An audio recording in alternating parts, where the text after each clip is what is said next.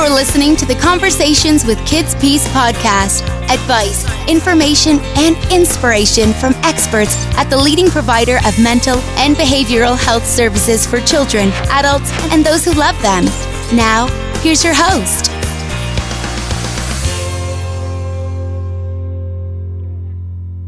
The Conversations with KidsPeace podcast is sponsored by Spyglass Solutions, a nationally recognized management consulting group with comprehensive experience in the challenges of the healthcare field. Learn more at spyglasssolutions.org/conversations. Hello and welcome to our podcast series, Conversations with KidsPeace. I'm Bob Martin, and we're very pleased to be joined by a special guest today, the reigning Miss Pennsylvania, Alysa Bainbridge. Alysa, thanks for sitting down with us for a couple of minutes. Thanks so much for having me. Well, we've been touring the campus today. We're looking at some things with KidsPeace, talking about it. But first, I want to talk a little bit about you. Like, what's your background? How did you come to be Miss Pennsylvania? Sure. So it's kind of something I've been working towards my whole life. I said when I was 9 years old that I wanted to be Miss Pennsylvania. So my mom ran a similar competition as I was growing up. And so I always looked up to women who were a part of the Miss America organization and competitions like it. They were just my role models. It was what I was used to as a kid. So it was always my holy grail to be Miss Pennsylvania and go to Miss America. And I started in the organization when I was a teenager. I was Miss Pennsylvania's Outstanding Teen and kept working toward that goal. It took me 4 tries, but won Miss Pennsylvania in June. Dream come true. Before that, I was working as a TV news reporter. I got my undergrad degree at St. Joseph's University in Communications, and I'm working toward my Master of Science in Leadership at Cabrini University right now on a full tuition scholarship that I earned through competing in Miss America. In addition to everything else you're having to do as the reigning Miss Pennsylvania, yes, including come visit us. As part of your work, you adopt an issue. You take on a societal issue, and you've chosen mental health, and especially as it relates to children. Why was that important for you to take on as your signature issue? Sure. So I don't remember a time when I didn't know what mental illness was or that it wasn't a part of my life. Growing up, both of my siblings, my older brother and my younger sister both struggled with their mental health pretty seriously. My sister had ADHD and bipolar disorder. She was diagnosed when she was 5, and she had some serious behavioral health issues growing up. And my brother also struggled more in silence with depression and bipolar disorder as he was growing up, and he developed an opioid addiction later in his life, and we lost him to an overdose a few years ago. I'm so sorry to hear that. Thank you. But it's just been a part of my life, and I saw the toll that stigma in particular can take. Both my brother and my sister were judged because of their mental illness and the symptoms of it. They were made to feel less than. They have both said to me on at least one occasion that they felt they were nothing more than their mental illness and they couldn't escape it. It was their whole identity. And that specifically to me was heartbreaking. And so I set out in the Miss America organization with my social impact initiative specifically to tackle that stigma and to let people who are suffering know that they are so much more than their mental illness, that they are worthy of recovery and, celebrating the things about them that just make them a person and make them outside of their mental illness. So that's the heart of my social impact initiative. And since losing my brother to, an opioid overdose, it's become more involved. And I do a lot of work with the opioid crisis, just, raising awareness. And we recently started a nonprofit, my family and I, called Tyler's Triumph in my brother's memory. And we provide scholarships and other kinds of assistance to people who are in recovery.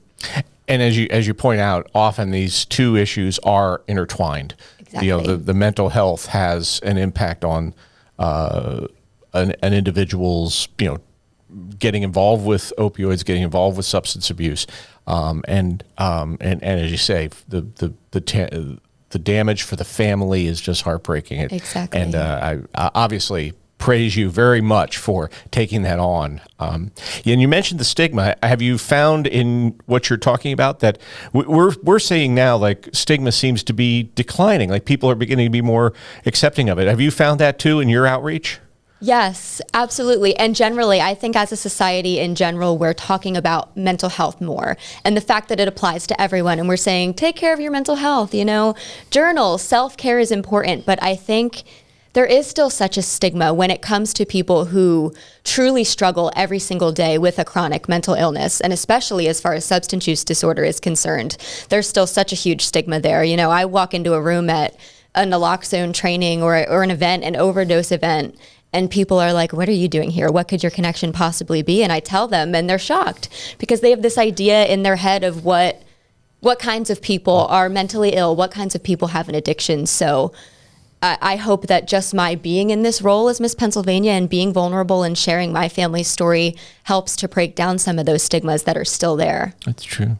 Now, you, prior to coming in to our studio here, you toured our campus, the Orchard Hills campus outside of Allentown, Pennsylvania. Just want to ask, just kind of what impressions did you take away from it? Well, I'm blown away. To start, it's a beautiful campus. I was not expecting just how stunning it is. It's like an oasis and just so peaceful. But I mean, just the work that's done here is mind-blowing. And I had said to you all, I've heard of KidsPeace. I knew a little bit about what they did, but to be there and to see what they're doing and how they're doing it is really remarkable, because I know what it's like to see a young child as young as 5 to severely struggle with a mental illness and having a school not know what to do with them, even when they do have an IEP in school. My sister really struggled to get the attention that she needs. And I wish she would have had something like KidsPeace to go to have that individualized attention that she needed to in school. I mean, luckily she has found great success. She's in college, she's doing well, and we got her through. And that's all thanks to treatment.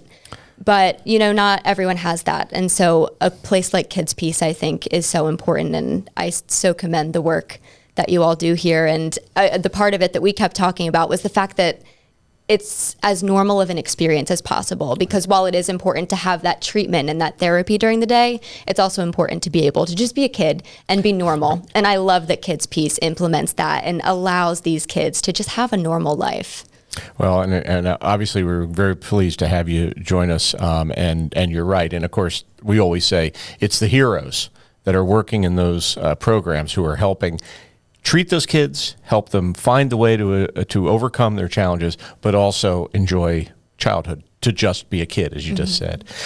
You also spent some time with our folks who operate the TeenCentral.com service, and I thought it was interesting. You had a little bit of background in that. I didn't realize. Yes. So I mentioned I was Miss Pennsylvania's Outstanding Teen a while ago, back in 2016, and I actually did do a little bit of work with Teen Central as kind of an ambassador. I remember I made a video kind of encouraging teens to use it.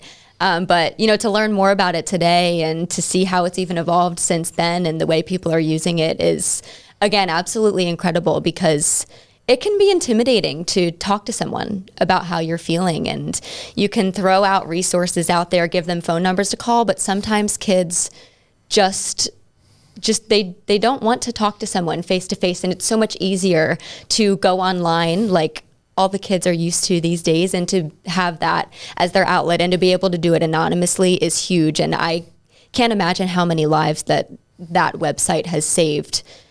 Just giving kids that outlet that might not have spoken up otherwise or gotten any kind of help that they needed. Absolutely, it's a very important service. Appreciate that you're advocating it for other folks as well. Before we let you go, what's ahead for you? What do you obviously this is a big year, so tell us what's going on. Well, first is Miss America. So that is the next step for me, preparing for Miss America in December. That will be at the Mohegan Sun in Connecticut. Again, just my dream come true. My childhood dream is to go to Miss America. So, you know, I'm blessed just to be there. Hopefully I can bring the Miss America crown home to Pennsylvania for the first time since the 1950s.